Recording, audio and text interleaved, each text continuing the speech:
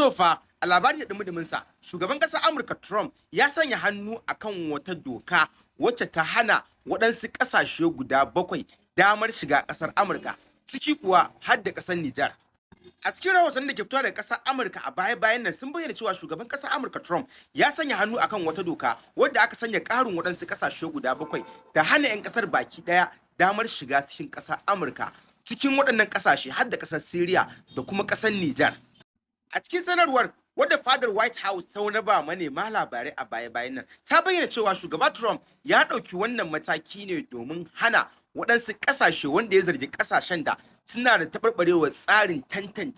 tantancewa na lamuran tsaro kafin amincewa 'yan ƙasa yin balaguro zuwa ƙasar ta Amurka, inda shugaban ya bayyana cewa ya ɗauki wannan mataki ne domin dakatar da ƙasashen da ba amince da tantance biza da kuma bayanansu wanda ake gudanarwa a ƙasar daga shiga cikin ƙasar Amurka domin magance matsalolin da Trump ya kira da matsalolin tsaro da suke faruwa a ƙasar ta Amurka.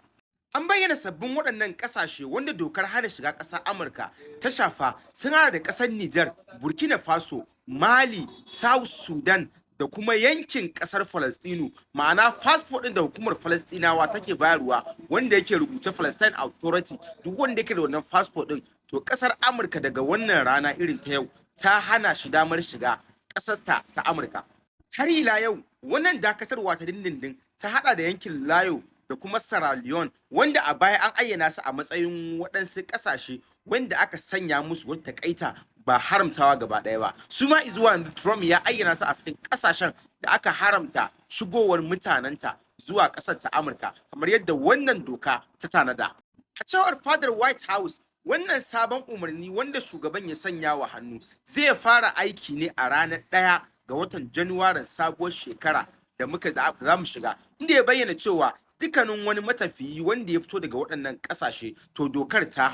fara aiki a kansa nan take, inda aka bayyana cewa sai dai kadai idan ya zama akwai waɗansu rangwame wanda dokar ta tanada ko waɗansu gyararraki da aka samu na afuwa ga waɗansu keɓantattun mutane kamar yadda aka bayyana.